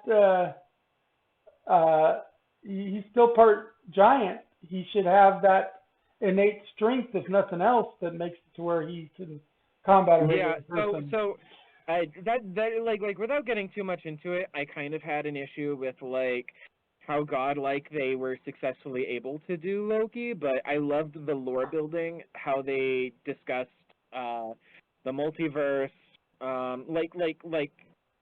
the more cosmic aspect of it, and what the TV series eventually meant, makes it one of my favorite Disney Plus TV series. Loki was just my one sore point, and that was a writer issue. On the other hand, Hiddleston issue. On the other hand, Sylvie was great. I really liked Sylvie. So well, the same issue that I had with Loki extends to all gods. Yeah. Like, it makes sense that the TVA should be able to take out Loki, but regular humans shouldn't be able to kick out two gods out of a train. Like, that should have never even been a fight. Well, it partly depends on how much the TVA has dampened their powers. Which, they didn't. Once they left their realm, they had all their powers. Loki proved that by using magic. They had their magic back, but they may not have had their exceptional strength or whatever. Well, when they didn't, like you kind of have to identify that on the offset if that was the case, which they didn't. Well, we also got to remember that the train they were kicked out of and stuff is not Earth, so we don't know what the strength level is of that particular alien race. It wasn't Earth, but they made it plain, like they made it clear that it was humans occupying it in the future. Right, but humans from different planets can have different strength levels. So it's all moot because it's a detail that they didn't go into specifically. Yeah. Yeah, I can see where your disconnect comes. Dwell on it, I see where your disconnect comes. Yeah. But I wouldn't say that they come close. Like those are great, and they give me a different feeling. But like I genuinely ended my viewing of Sandman feeling worth. Like I felt like it was a worthwhile endeavor. Yeah, I like with Disney Plus, it gave me stuff to think about at the end of the series, and they were genuinely good. But like nothing filled me with oh my God, I really need to sit and think about everything that Sandman says. I will say, Neil Gaiman is such a good writer. Yeah, that's one of the big parts. I will say that I have not seen anything as emotionally exhausting as the Sandman, because of like I said, there's that one point where almost everybody had to take a break because it was so emotionally exhausting. I didn't have to take a break, but it was like by the time I finished it, I was like, wow. Disney Plus does that occasionally, like usually at the end of a Disney Plus season, I'll get that wow, like as if I just experienced the whole experience. But every episode of The Sandman is just like one wow after another. And it's like, it fills me with that same wow at the end of a Disney series that gives it to me once. I get it every episode from Sandman. Like Neil Gaiman is just, I feel like probably one of the best writers I've ever had the pleasure of reading. It gives me the feeling of his books because his books are that intense and that out of the box. His world building and the thing is he sets seeds that he doesn't pay off until later. Right. And like his world building is kind of like something that I want to emulate like madly. Oh yeah, there's so many authors that want to learn from Neil Gaiman, me included. And my girlfriend, she's an author. Anyway, we're getting close to the end here, and we've not even touched up She-Hulk. In fact, we only conceptually touched on Sandman, really. Yeah. But that's okay. There's still we can drag Sandman out for a few more episodes. I have no problem with that. Sandman is just going to be a topic for a while because we all got intensely moved. Yeah, we haven't talked about She-Hulk or Rings of Power, which we might just wait on Rings of Power for another week. Yeah, and we're going to wait. I will watch it before the next week. So and we're going to wait on Stargirl because Lurch didn't realize that it premiered this last week. Oh yeah. Yeah, I didn't realize Stargirl had premiered yet. Yeah, it premiered last week, so Stargirl episode 1 has happened, but that's okay. We'll push that forward. So really, we just need to talk real briefly about She-Hulk. And one of the big things on She-Hulk this episode is, of course, we finally get to see Wong. We get an explanation of why he was pulled out for the cage battle, and it was part of Wong's training to become a Sorcerer Supreme. We know that officially it was against his will that he was taken out. Officially. Officially. That's the party line. but that it That's was the here's story, and we're sticking to it. Here's the story through which I understand. Okay, is that even if he wanted to, Wong wasn't going to give him a choice regardless. Like Right. that's the imprint that I got was like Abomination wanted to leave, but even if he didn't want to leave, he was still going to leave. Like that's the choice that Wong gave him was either you leave or you leave. But whether you come back is your choice. And then, of course, he come back supposedly under his own request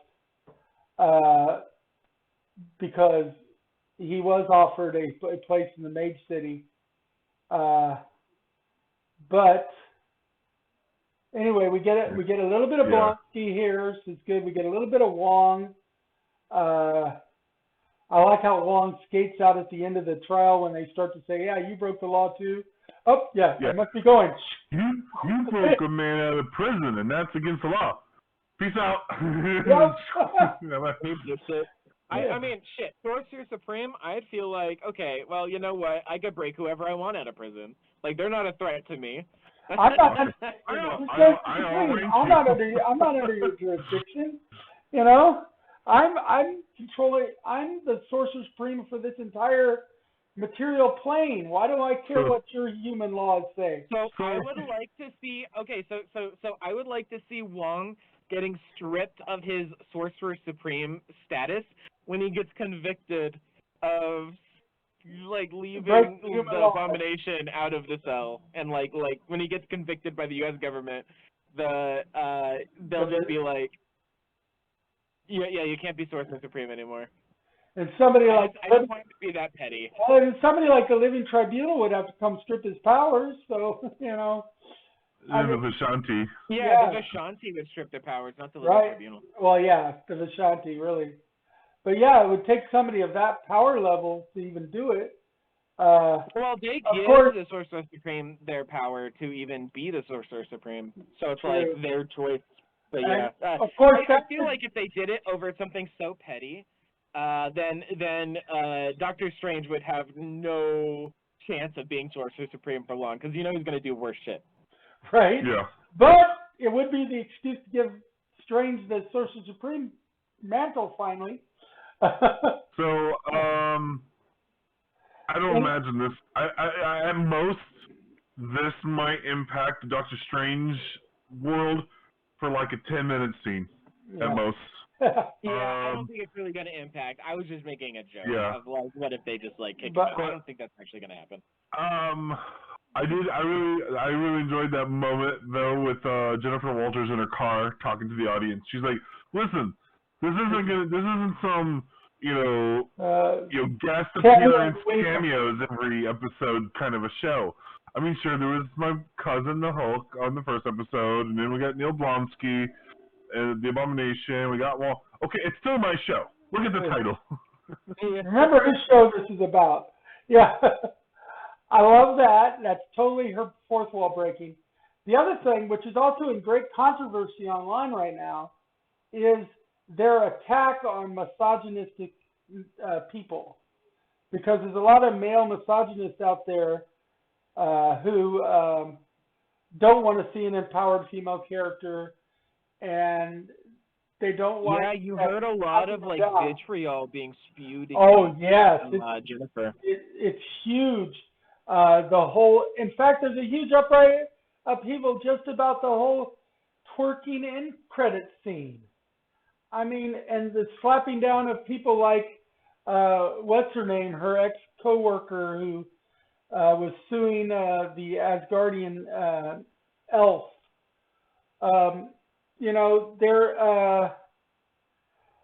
I did like that moment, though, when she got to get on the stand and testify and say, yes, he's a self-centered asshole who would believe. So I was like, he's like, trust me, she's going to clinch her case. Says, I gave you my list of all my boys. Why didn't you use one of them? It's like, this is why right here. Yeah. And that was great. I loved it. I love the smackdown for the gatekeepers and the misogynistic people, because people need to realize that there are perfect justifications for female superheroes that are just as empowered as male superheroes. There's just as much ability to poke fun with instead of at a female superhero, which is one of the things they were up against. They didn't like poking fun with. They wanted us to poke fun at her for. I was like, no, guess what? She can slap them down. Bravo to her. Yeah. This Apparently some of the like social media posts that they used in the show were like actual quotes from people trashing the show before it filmed. Mad about a She-Hulk show. You know, I feel like, especially like, okay, so on the third episode, a whole bunch of people are making fun of She-Hulk for doing the whole twerking thing, but it felt like it was like acknowledged, like they knew not only what they were doing, but they also knew how it would affect the people who were upset about it. And it felt like that was a statement on they spent the entire episode shitting on people who were shitting on her. Yep. And so I feel like her twerking was just like something they knew they would get up in arms about, and they did it anyway. They did it on purpose. It was specifically to rile the people who hate her regardless. It was intentional, and I love it. Well, did you hear the story of how they decided to put that scene in the show? I didn't. What's up? So it was the last scene that they wrote. It was kind of a last-minute add-in to the script. It wasn't in the original script. The whole show or the episode? I don't know if it was for the whole show or for the episode, but they didn't tell the actress that was playing it. The writer who wrote in that scene met with the actress who plays She-Hulk, and she's like, okay, so in a couple of days, we're going to be shooting a new scene that I wrote, but I'm not going to tell you what it is, because then you will be in a catatonic state and won't be able to function prior to filming. And she was like, okay. And the reason why is because while they were filming, she discovered that this actress is a huge fan of Megan Thee Stallion. Apparently Megan Thee Stallion is like her favorite I don't even know who Megan Thee Stallion is. And they didn't realize that whenever they were previously writing it. So they wrote in a new scene because she's like, oh, can't think of the actress's name right now. But they're like, oh, she's going to love this, you know. And so they told her about the scene, 2 days in advance, and then on the day of, she was just excited. So that scene was written in for the actress, for her enjoyment. Oh, I love it when she says, I'll kill for you, turn it down. And like the actress, like she even put in the line, I will kill for you, Megan Thee Stallion, because I will kill for Megan Thee Stallion. That's great. Like, I think it was. I cannot help but feel like people who like shit on her and everything that's like happening here. Yeah. I don't know. I felt like that scene was specifically put in to be like a fuck you for them. I have mad respect for them fighting back like that. I personally love it. I'm not proud at all. You know that part where they included all the misogynistic comments was 100% to rip on the people who were ripping on the show. Oh yeah. Oh yeah. Yeah. Let's shine a light on the misogynists because they need it every once in a while. Put them in their place. Yeah. Speaking, one final thing before we get off of She-Hulk and end it for the week. I have discovered my own conspiracy theory about IMDb because after every episode of She-Hulk, you look at IMDb and the number of episodes that Charlie Cox is supposed to be in has reduced by 1. Again, they're doing it every week. They're updating it. So they're keeping us guessing. Instead of I'll see how many he's in, sneak by checking IMDb, they're purposely misleading us by updating it every frickin' week with one episode. Yeah. Good. Which is what you wanted them to do anyway. You didn't want them to play out the whole series with a lot of Charlie Cox. Well, guess what? They're not playing out the whole series with a lot of... They're going to have some Charlie Cox, but there could be just one episode. Or two episodes. They don't want to give you all the Cox, just a little bit of it. Just a little bit of Cox. Just a small amount of Cox. That almost just the sounds tip dirty. Just the tip of Cox. Just the tip. That sounds dirty. We lost our rating here. No. Anyway, we are out of time, and we do go over, but we're not going to do it again. We're going to not go super over again this week. We got some more stuff to talk about next week. Maybe we won't bring in as much extra new topics next week, although I do want at least a couple of topics from Angel, because it'd be nice to see some new stuff from Angel. Although you can also help me go through the science of Dungeons of role-playing games and tabletop gaming thing, because I think we'll all get kind of involved with that discussion. I agree. Yeah, that'd be great. I think that's going to be a heavy discussion. We will talk about Rings of Power for sure. I don't know if I'll watch the Game of Thrones spinoff or not. I started once and fell asleep. I haven't gone back to it. But as always, that's not a downplay on the show. And I cannot watch that when Allison's in the room because she refuses to watch anything Game of Thrones. So she refuses to watch anything Game of Thrones. It's just one of her refusals. She says, you cannot make me. So, okay. That's when you glue her eyes open. That's right. But do like Clockwork Orange style, put her in that rigged chair with the metal hands that hold the eyes open. But we will talk about episode 1 and episode 2 of Stargirl next week, because we don't want to get too far behind on Stargirl. Yeah. And we could talk about the first episode of Cobra Kai next week. Yeah. You know, and the Black Adam trailer. So I think we've got most of what we're going to talk about next week. We'll be definitely talking about the announcements from D23 next week. Oh, and D23. Oh, my God. Yeah. You know what? We don't need any extra topics next week. We've got everything covered unless there's something late breaking that comes in. So I've not seen a single episode of Cobra Kai, so I probably won't be able to contribute anything to that conversation. Are you going to watch Cobra Kai as soon as it premieres, Angel? Because if not, we don't have to cover Cobra Kai right away. Oh, no, that's okay. It's premiering on YouTube, isn't it? Or Netflix? YouTube. Or Netflix. YouTube. Netflix. Yeah. It's fine. Yeah, I've been watching since, I believe it was a YouTube Red. It was a YouTube Red originally. I didn't see it till it moved to Netflix. But yeah, so I don't mind watching it. YouTube Red. Would I need to rewatch the movie to appreciate the show? No, although you would love. I haven't seen the movie yet. They go over all you need to know is that the bully swept the leg, and now that bully is doing stuff. And they do so many flashbacks that you will remember the stuff from the movie without a problem. This is sprinkled with flashbacks. It's been so many years. They use so many flashbacks. If you want to, treat yourself. Yeah, but it's not by any means necessary. It's not required viewing in order to get it. You could get the show without never having seen the movies because of all the flashbacks and stuff. Like I've seen the movie 3 or 4 times, but it's been no less than a decade since I've seen it. Yeah. Treat yourself if you get the chance. Maybe have Allie sit in and watch it with you. Just as a nice movie night for you guys.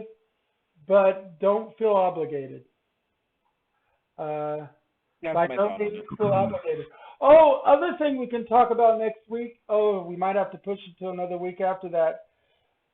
Jurassic Park Dominion dropped on stream, so I can now finally start talking about that movie. The extended cut of Jurassic Park Dominion dropped, and I've already watched it. But we can talk about that later because that's going to be a big topic. We've got so much to talk to. We're going into our busy season, basically. It's a good thing there's not a bunch of Arrowverse shows to watch because we wouldn't have time with everything else. Yeah. So unless there's something and trimming and unless there's something late breaking, we're going to just not add anything. In fact, I may not even do a Kickstarter or a Vault next week because we got so much other stuff to talk about. Try to get with me before 8 o'clock next week so we can get you set up, though, Angel. Yeah.